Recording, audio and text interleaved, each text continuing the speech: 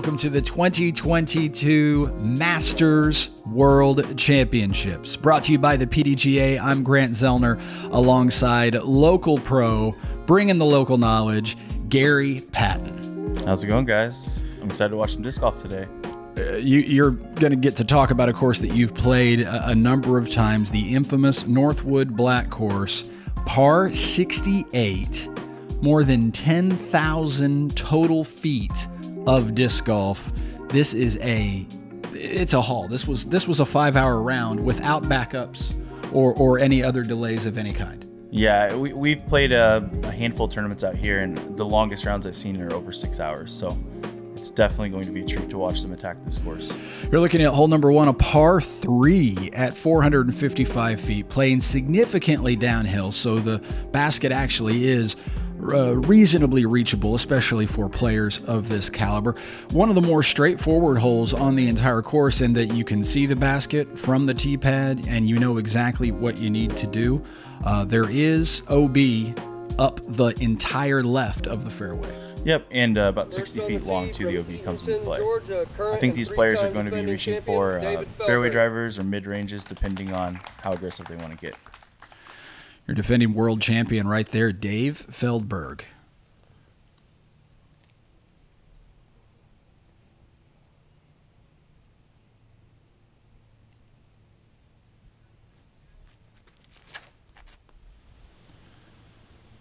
Looks like that came out a little early, but it's turning in nicely.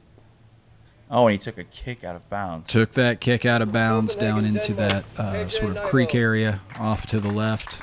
Yeah, I'd say if you go on the left side, you're at least a 50-50 shot of going out of bounds. Here's KJ Nybo. Power for days, a hallmark of KJ's game.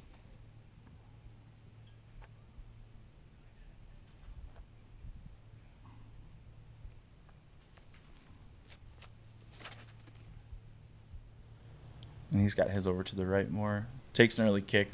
That should be fine. He'll have a look at par. Next on the tee from Warwick, New York, Steve Brinster. Next we have Steve Brinster.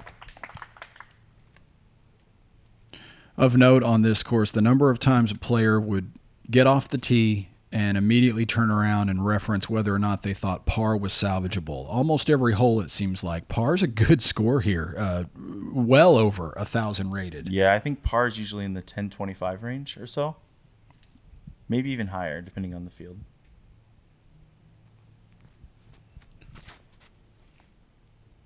As Steve looks to be leaking to the left. Oh, and he also goes out of Finishing bounds. up your 236 card from St. Interesting Thomas, hearing Ontario, players of this caliber sort of changing Hendel. their own expectations for what constitutes a well-played hole. The number of times, even bogey saves. Great bogey save. Not only were they happy with it, card mates congratulating each other on an excellent bogey. Really interesting dynamic today as we watch now Martin Hendel of Canada. Oh, and his shot's turning over nicely right down the middle. Easily the gem of the card here off hole number 1. Savvy viewers might remember Martin did some time on the chase card, I believe it was, at last year's USDGC down in Rock Hill. So Martin's got game. Yeah, that was really fun to watch. There's KJ throwing a sidearm into the edge of circle 1, I believe. Yeah, so he's got a putt there to save par. Lots of putts of about that distance today for our players trying to save par. Here's Steve. Looks like a pretty routine upshot also. Puts himself to about 20 feet. Little gentle tree kick as the disc comes in. Dave Feldberg now. Oh, unfortunately, he catches the tree. I think he'll be a little short of circle 2 even. So the dreaded "you're still away" for Dave. Decent run there. Everyone on the dance floor, KJ now with a chance to save that par. Just a bit left. Not committed enough there on that putt, unfortunately. There's Martin with the birdie opportunity. Oh, there it is. Beautiful birdie. Pulls the string like a yo-yo, trying to squeeze that disc through that little gap. And Martin opens with a birdie at Northwood Black. As the players clean up here, yeah, the birdies are sometimes few and far between, so starting with one early is a huge confidence booster. Yeah, following this card during the course of the round, I found myself counting up the number of holes where I would even think for my game birdie is even possible, just to try to measure what my expectations would be for myself as I made my way around this incredibly long up and down course with just trees for days everywhere.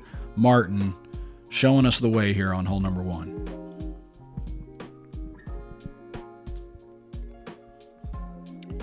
So we move on to hole number 2, 580 feet, our first par 4 of many to come on the day. Yes, and this one the players are going to likely be grabbing a fairway driver or maybe even a mid-range for the longer throwers and just trying to get about 300 feet off the tee to be in the ideal landing zone. Hole bends here a little bit to the right. That a common theme here at Northwood Black. The hole going to a distance of somewhere in the neighborhood of 300 to 400 feet and then turning at an angle sharply, either right or left. In this case, sharply to the right and then downhill into the area around the basket. Yeah, so if you leave yourself with about a 300-foot tee shot, the same up shot will get you down there for a birdie look. Martin with the box.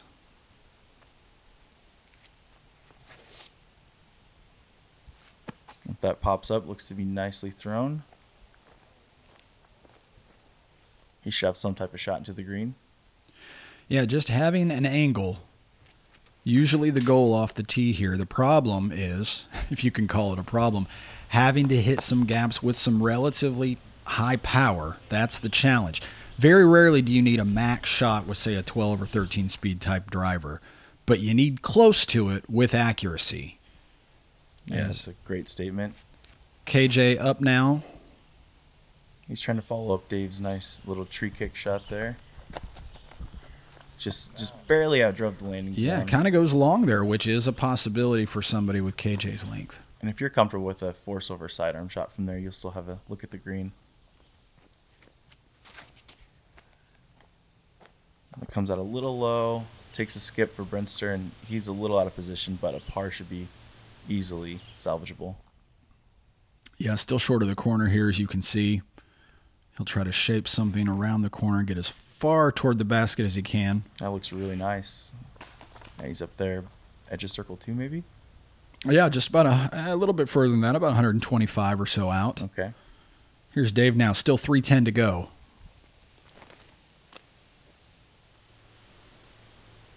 Overturned just a little bit, but no worse for wear. Well-placed drive places Martin inside 300 feet to the basket. And he has a really nice like pop-up hyzer flip angle there, and he executes great. Oh, very well done. Yeah, and he's in the circle for another birdie look. A dream start, a chance to start 2 for 2 at Northwood Black. That can't happen with a great deal of frequency. KJ now, as you mentioned, having to force over this forehand, does a pretty decent job of it and manages to get most of the way through those trees. So KJ up to within about 50 feet. Back to Steve. And one thing to note too, this green does run away a bit. It's on a slope, so it's easy to get about a 20-foot roll away or so if you hit some metal or hit a tree by the green. Feldberg now from 100 feet. Once again, catching a tree between himself and the basket. That's 2 holes in a row. Hoping Dave will look to correct here as the round moves along. Here's KJ. Oh, it just looked like he had a awkward short arm putt stance there. See if Dave can capitalize here. And excellent putt from Dave. In from 39 feet. That's what you have to do out here. You have to really grind for your score. Nothing is given to you.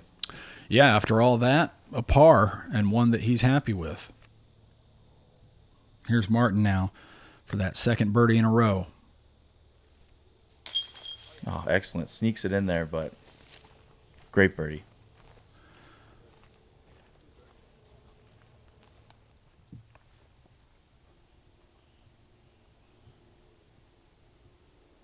KJ tapping in. If I'm not mistaken, Martin at this point through 2 holes was almost instantly tied for the lead. I looked at live scoring, and you're absolutely correct. He was tied for the lead. But a long way to go yet as Steve, KJ, and Dave all par out. And we get another look at the putt of hole number 2. Dave Feldberg.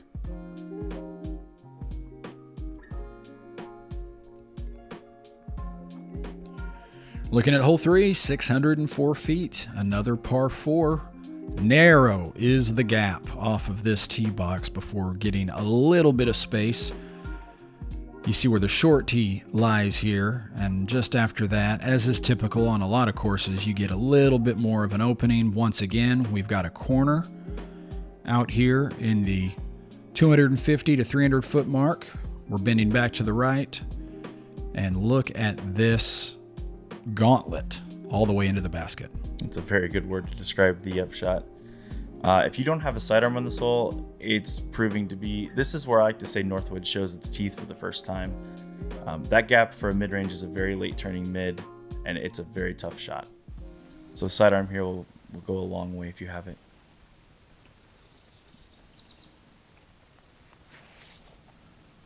Martin first off the tee.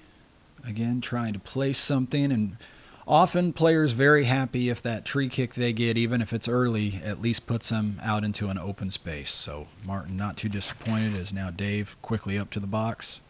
This shot looks beautiful. If it doesn't fade out. Just a little early, but he still has a legitimate shot there at a birdie.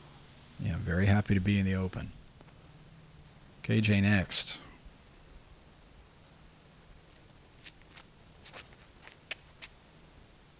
Hoping for that to turn. There's a nice late turn.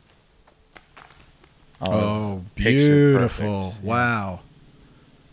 That is a very tough shot to execute. Difficult to see. Right there in the landing zone, there's a pretty steep little downhill. No more than 30 or 40 feet long. Players trying to throw right over it and drift down with it, as that one did right there again. Steve Brinster, what a shot. Those were both top-tier shots on this hole. So now Martin a little short of the corner.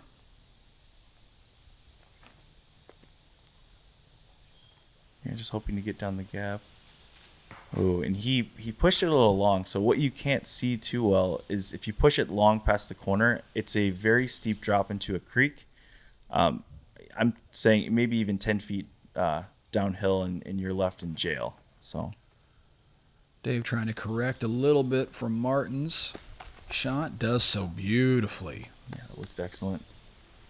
Fantastic shot. Still outside circle 2, though, from there, as Steve steps up.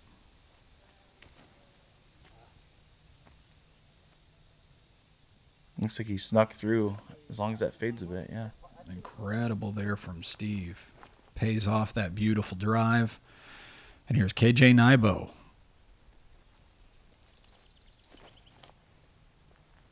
Just looking for that to stand up. Just a little bit early. Fortunate not to go too deep, though, there into those woods off to the left. So now we're down with Martin. Yeah, jail, I think, is a good description, Gary. And is he looking back up to the fairway or basket? Oh, no. Yeah, he tried to go to the basket. Wow, and he actually got that out. So I see what he did. He took the higher out there. That was a really good out.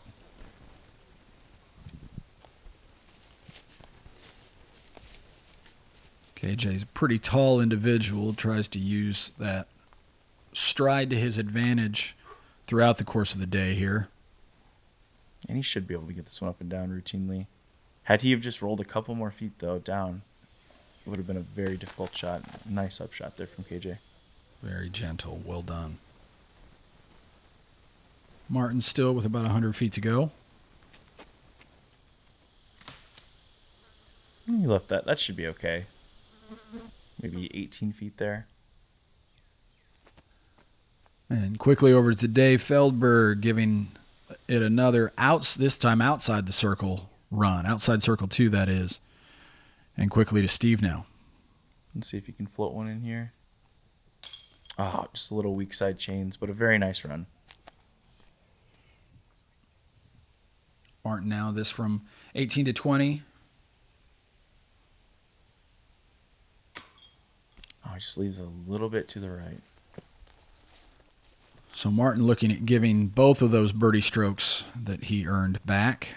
I think that's the common thing, though, out here. You're trying to gain as much credit as you can give back to the course because you sort of have to do that. Yeah, credits and debts. Credits and debts.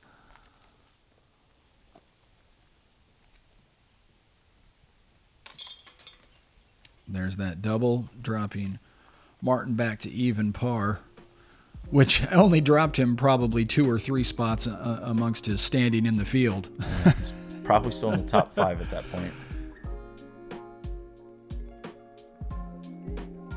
On to number 4, a 637-foot par 4.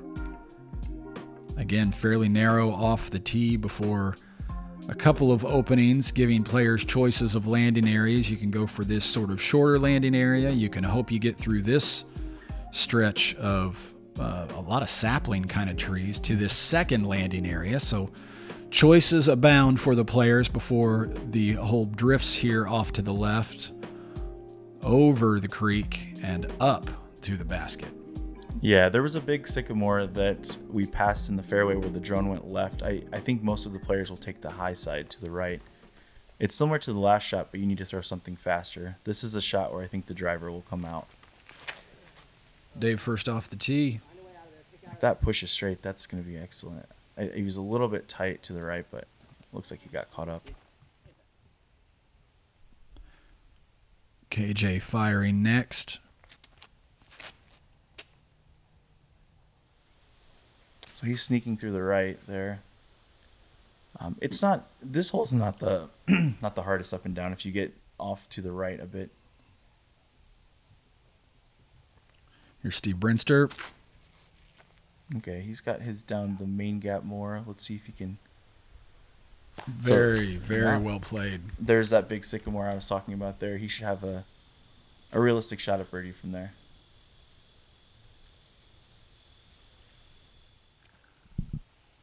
And finally, Martin. See if you can get a bounce back here after the double. It's fading a little bit early, but it pushes through quite a bit. He should have some sort of sidearm shot from there, I would imagine. Yeah, pinches off his angle just a little bit. We'll have that creek to negotiate there late in the flight of his upshot, but nevertheless, we've got KJ looking to manufacture something here.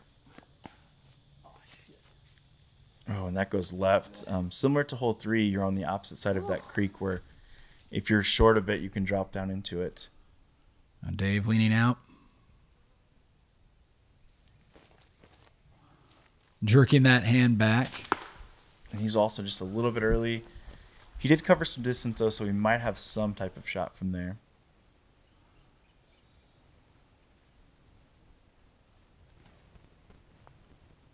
Steve now from about 280 feet in the air all the way up to the plateau. In circle 1 from there. That was a fantastic shot from Steve.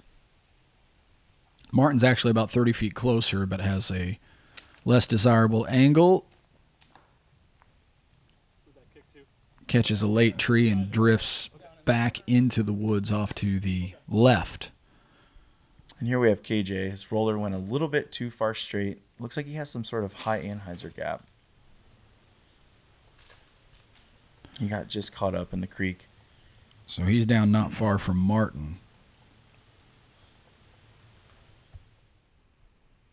They're safe down there. No out of bounds. Here's Dave also down there. You can see the bridge. Yeah, and he got far enough up to where he actually has a ceiling coming out. It looks like he got caught up a little bit, but doesn't quite make the plateau. Yeah.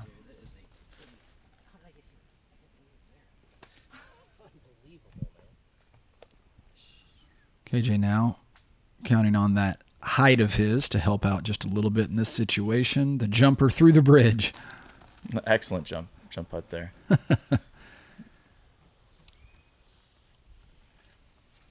Martin from a similar location.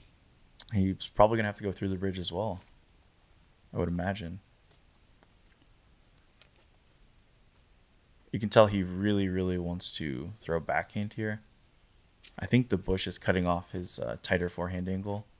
And he doesn't necessarily have the airspace to swing it wide because of the bridge railing. So it's a very unique shot here required. Footing look okay?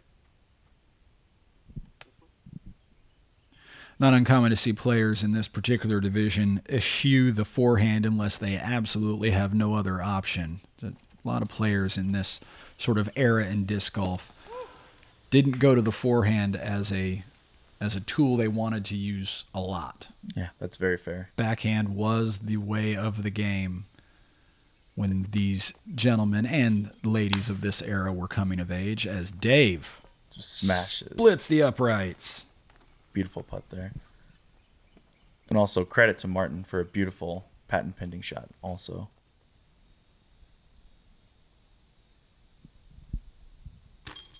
It's like Steve's patented pause there. Puts it in. Yeah, for the birdie also. So Steve Brinster back to even par on the day. Can't ask for anything more than that through 4 holes here at Northwood Black. KJ in for a bogey.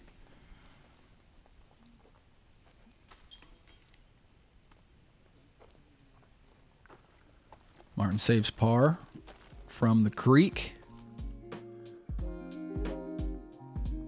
And despite the lack of fireworks, this group all playing near the top of the leaderboard in a field of more than 120 players here at Masters Worlds.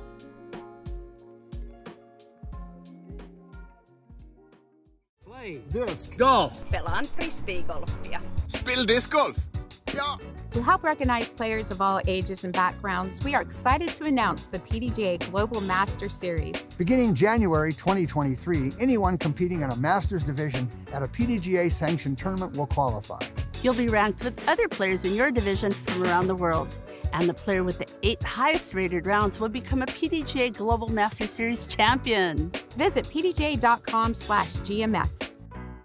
Ledgestone. Every summer, hundreds of disc golfers flock to the greater Peoria, Illinois area to compete in the sport's richest and most charitable event, the Ledgestone Open. But what does Ledgestone look like for the rest of the year?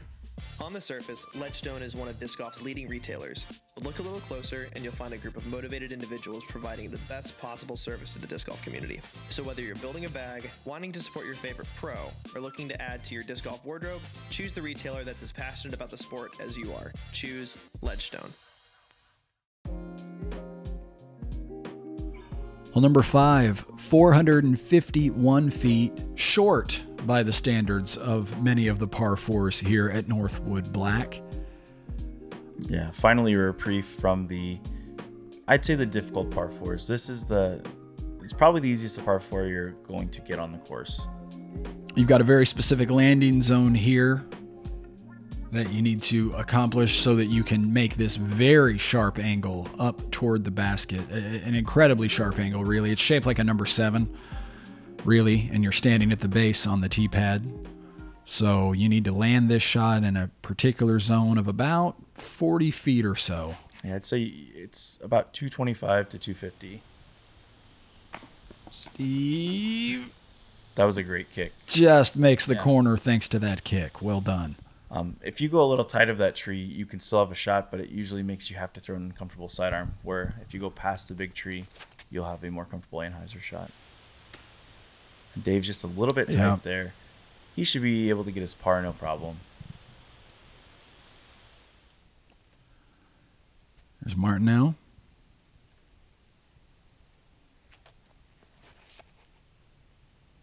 This looks more ideal. As long as it just beats the tree a little bit. There, that's perfect. And you can see he's got a wide open look up the second half of the fairway here at the 5th. Yep. KJ, a little bit of a yank. Might have gotten away with it. Yeah, I mean, just a little early. He definitely... It's hard to tell if that would have been beneficial or not to have hit in the tree, but... So Dave now no choice but to sort of play back out into the open, make the corner. Yeah, he laid that shot up excellently, so he should have a pretty routine up and down from maybe 180, 200 feet. And KJ is trying to cut the corner. And he instead cut some branches off of that tree and made very, very little headway. Yeah, taking your medicine on this course is huge dividends in the grand scheme of things. Steve, perfectly shaped. Yeah, that was a beautiful shot. No more than 10 feet from the basket or so. Earning that birdie. Here's Dave Feldberg.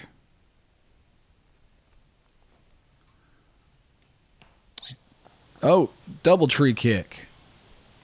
Puts himself to about circle two's edge there. And now Martin up. See if he can finish the... Oh, he threw it a little tight as well.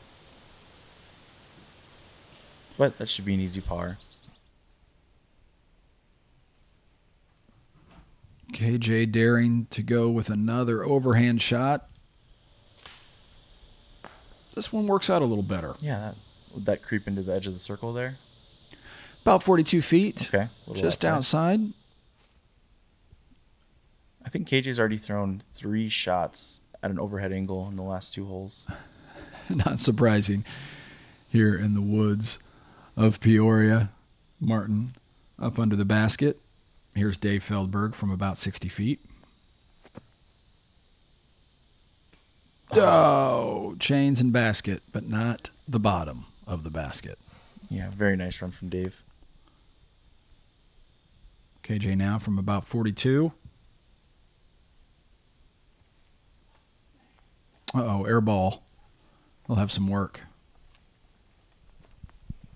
And one of the things you can't do out here is making holes harder for yourself. Like, just take your medicine. And he's trying to force the issue a couple times here early. And I think if he just takes it slower and pitches out a couple times, his score will really reflect that in a positive way. So Steve with the birdie picking up a minimum of 1 stroke and actually picking up 2 strokes. Yeah, it's 2 birdies in a row. Both Dave and KJ. So Steve now beginning to assert himself in this MP40 field. Another look at Steve's back-to-back birdie there. And Steve and Martin have some similarities in their putting stroke. A really long pause at the bottom of the swing sometimes. Very, very focused. Jumping out of hole number 6, the first par 5 of the day at 947 feet. This hole almost open by Northwood Black standards, given the lack of trees in the middle of the fairway. Nevertheless, a very long and undulating hole. All the way down to a late dog leg, very sharply back to the left. You can see the drone having to pivot all the way around itself. So it's just like the last hole was the fish hook, or the number 7 hole, this is the fish hook hole. No doubt about it, yeah. That's a great description. I think from tee pad to basket, this hole is about 700 feet, but the corner makes it closer to 1,000. Diabolical. And Steve off the box. So we're probably looking for a driver here on a late turnover. Your goal is to stay, that was a great kick, to stay out to the right. That's what I was going to say. Yeah, you're still nowhere near the corner quite yet, even after a stellar drive. So just trying to stay out of trouble, really. Martin, that's pretty well shaped right there. Yeah, that's excellent. Your goal is to have a drive out here in the middle so you can throw a pushing hyzer for your second shot to open up the angle and maybe get the elusive birdie. Yeah, interesting to have to call a birdie elusive on a par 5. Yeah. But that's the nature of Northwoods Black. As Dave puts himself out in the open, like I said, that corner, 600 feet easily off the tee pad. So no one making the corner or even coming close with these tee shots, as KJ, probably with the most distance of the group, shows off just a little bit. I think he caught a tree there too, because it looked like he was going to fade into the woods a bit. But all 4 players doing a great job of staying out of the woods. So I would imagine Dave here has 350 feet to the ideal landing zone. Yeah, approximately that, sure, and cuts it off just a little bit. And what he did there by going out to the right a little more actually opens up the angle so he still has a chance, which is good. Martin's drive was about 360 feet, and you can see how much work he has to do to make the corner, which he pretty much does. Yeah, that's a great shot there. He has a chance for birdie. Steve also from a similar position to Martin.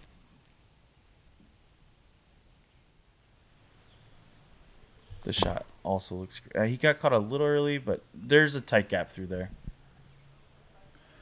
Okay, Jay, 400-foot drive, but not particularly advantageous here.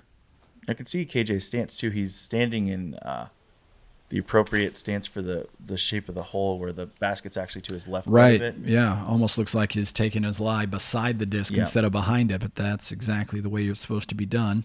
And KJ should have the best look at birdie. Dave now still 300 feet to go to get up to the basket. That's still good. Like a par is going to be just fine on this hole. A little bit frustrated early in his round, but not out of the hunt by any stretch of the imagination. Here's Steve.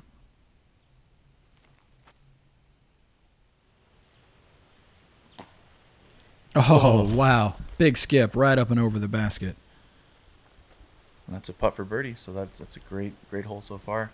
Yeah, Steve with an opportunity to go for the rarest of turkeys.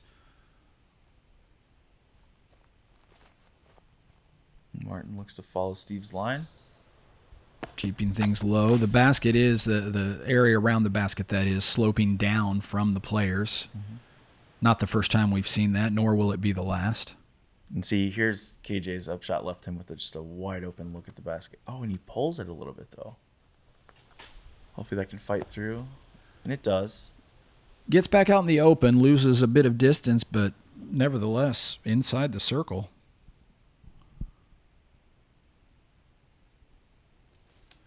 Dave from about 100 feet. Oh, my flirting goodness. with it. Great angle control from distance. There's KJ. Circle's edge, we'll call it. And he doesn't sacrifice the stroke. Very nicely played. Yeah, interesting to see birdies being earned after what seemed like mistakes. You just have to grind through them. Yeah, this is a course where you kind of have to check your ego, and if you're one to get mad at lucky breaks, which I know a lot of people are, you have to just be very grateful. Nice putt from Steve there for a birdie as well. So Steve, I'd have to go back and check scoring. Wouldn't surprise me if that is the only turkey of the day. I literally had the same thought. It wouldn't surprise me in the slightest. I don't think I've ever seen a turkey in a cart I've played with. And you said you've played a lot of rounds here. A lot of rounds, yep. Does it take you 5 hours or close to it when you're playing? In the average tournament round is probably about 4.5 to 5 hours. Wow. But casually, about 3 hours is good enough to get a round in. I suppose if you're alone or just with a buddy. Unless you have to look for discs for a long time. In that case, it's a longer round. Well, and that's going to happen here. Yeah. Spotter's not available for every single hole today, and I'd say about every other hole our foursome had to take at least a few moments to locate a disc. Twice we very, very nearly had a lost disc, but both times we're fortunate enough to find that disc within the allotted time based on the PDGA rules. So we take one more look at KJ's beautiful putt there, right in the high middle chains. He decides he just wants to stay there too. I don't know why. I like it when that happens. Hole number 7. Finally, a par 3 at 325 feet. So players know this basket is reachable. The question is, can you thread the needle enough to get there? Yeah, it's an interesting shot where it's a late popping hyzer again, which is kind of a common theme here. You're playing late flip over shots. The right side gap is also a true thing. You're just kind of getting a little more lucky through the trees. Steve electing to go up the middle. And he's kind of flipping it up to the right, like I was talking about. Yeah, that right gap you were talking about, not this immediate one off the the tee pad. You're talking about a gap a bit further down, where about halfway down the fairway or so. And then, ironically, KJ throws sort of yanked it into that gap. Really comes up well short. Here's Martin.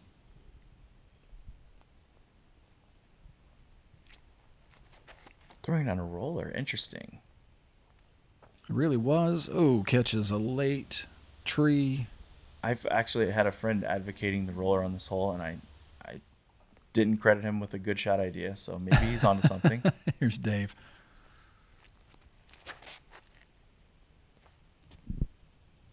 And that's squares one up. So close. So here on a 325-foot hole, our CTP is still 100 feet out. Yeah, and I mean, we very well could see a bogey here. That was Steve from about 150. It's a beautiful shot. Now Martin from about 120.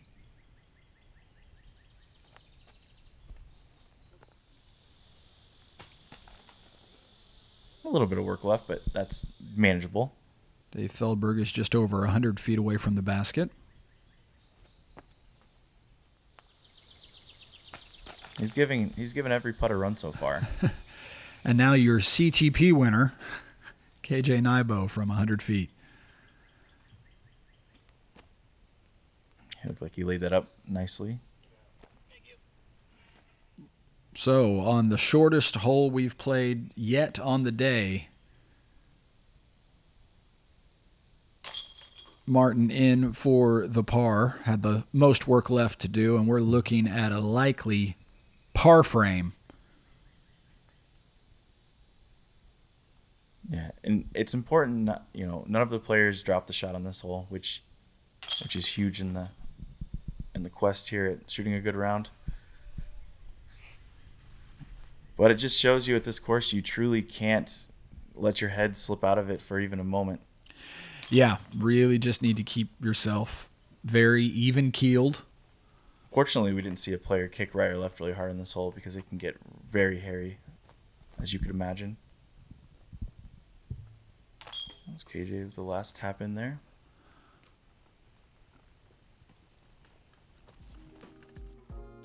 And our feature card here on day one, all within about 4 strokes of each other, which here at Northwood Black is absolutely nothing. Big changes can happen very, very quickly. Moving on to now hole number 8, a second par 3 in a row, letting these guys breathe just a little bit, although at 389 feet, I'm not sure this is quite the reprieve one would think. Yeah, and those 2 sycamore trees in the out of bounds there claim a lot of victims. But fortunately, there's a drop zone here that's about 130 feet out that will save you from probably getting anything worse than a bogey. Out of bounds creek, all the way up the right side. You can see the first of the white stakes there just off to Steve's right, as he looks to carve a shot right down into this sort of, I guess it's not really a peninsula, but it's sort of an interesting shape down here around the basket. It's kind of like a half bowl or something. And there is OB long too. KJ hits a tree there, but that's okay. He'll have a little bit of work. Yeah, that wall behind the basket, keeping the discs inbounds, but if you manage to go over the wall, you'll be out of bounds as Martin steps up and tries to... This shot looks perfect. Yeah, he's wanting to pound this shot right into that wall and Excellent does so. shot. Yeah, well done.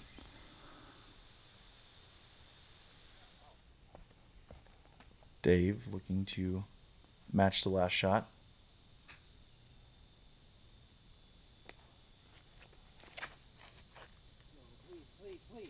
Misses his line just a little bit, but fortunate to kick straight down and stay in bounds. Yeah.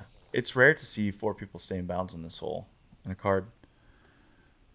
KJ with a lot of work to do, still more than 200 out and still more than 200 out. Yeah, that's tough. Because you're so worried about the OB and pulling it to the right, too. He tried to keep that shot extra tight on a hyzer angle. And see, Dave was just about 3 feet closer, and he has a, I'm not saying an easy shot, but a way more open shot. Well placed. Yes. So KJ yet again forced to go to the forehand here. As long as that holds on angle. Oh, Wow. Nicely shaped. Gets a little bit fortunate there at the end. Here's Steve from 82 feet. And he has the wall behind it too, so he can actually give this a run. No harm, no foul. He's right there. Dave now hoping to tap this in from about 18 feet and save that par. Up and in. Yeah. And Martin gets the fortunate last person to go here. Yeah, love that when you're the guy with the birdie opportunity and you don't have to putt until almost last. Yeah. That's a great birdie and a great CTP. Moving himself back under par for the round.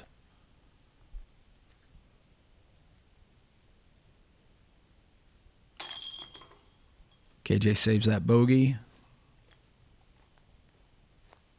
Everyone else hoping to save a par. And even though KJ is 3 up right now, if you can truly hang on in the back 9, that's still a really respectable score. Yeah, he's not out of it by any stretch of the imagination. Still well within the top, even better than the top third of the field at this point. So, yeah, expectations really shift here at Northwood Black. There's one more look at Martin's beautiful drive.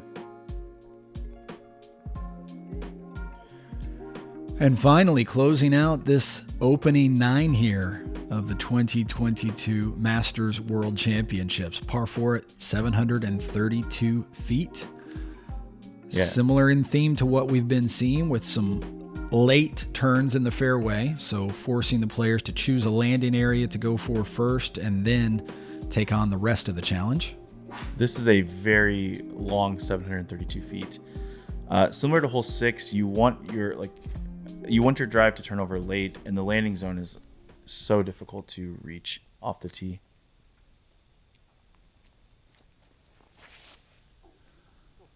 Martin makes the initial gap. He's just going to hyzer out here. So over here, it's like I'd call that almost routine par land or so if you cover distance to go left. Birdie's pretty much out of the question. Steve lining up the roller, wanting to go up and over the hill here. He just catches that tree in the middle and heads over to the left. Oh, you saw it there, jump at the end. Yeah, and that big tree he landed by is right by the short tee pad, so he should have a hyzer up shot and a look at par. Dave, not surprised to see him go to the air shot.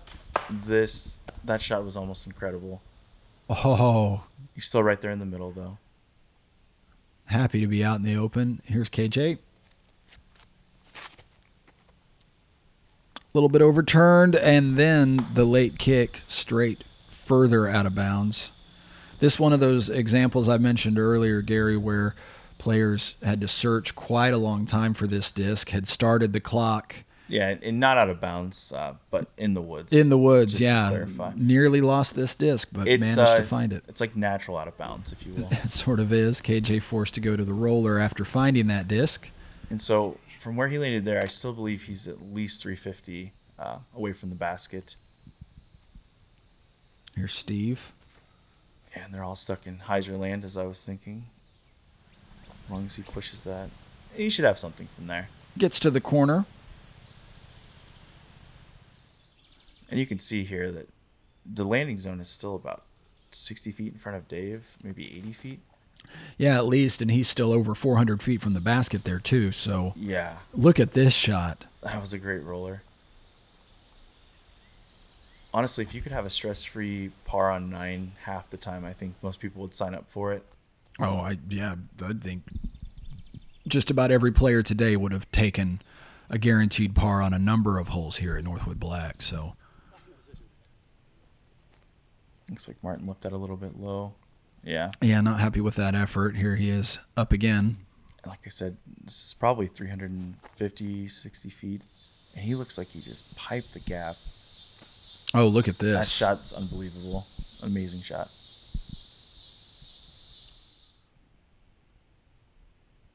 KJ once again going to the roller. Yeah, KJ having to get creative here on the ninth. This looks great. Oh, unbelievable. Goes long. Just outside the circle there. Yeah, that was a great scramble shot.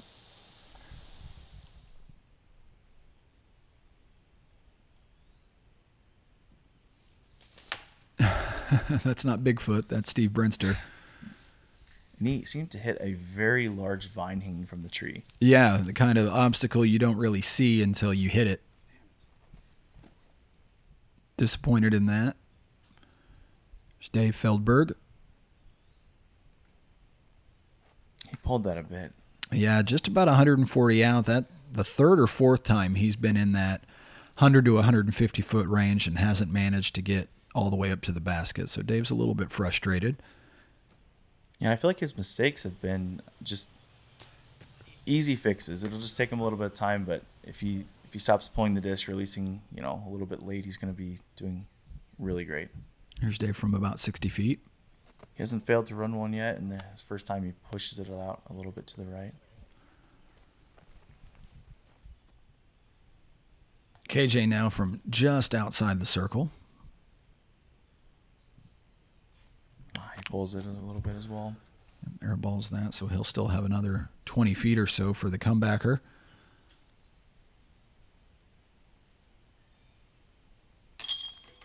Dave's almost automatic from that distance. Takes the bogey, though, to wrap up his opening 9. It's interesting how everyone on this card kind of has their own signature putt that we've all grown accustomed to over the years. Sure. KJ with a nice putt there. So saves a bogey. One bogey at a time, not terribly disappointing for these players. Occasionally when one of them put together a string of 2 or 3 in a row, you'd start to see just a little bit of frustration. But I don't think I saw anybody truly upset at a bogey here or there on the day. That was a great par from Martin also. Oh, sure, and picks up a stroke on all of his card there with that par. And he had to hit a 400-foot tunnel shot to do so.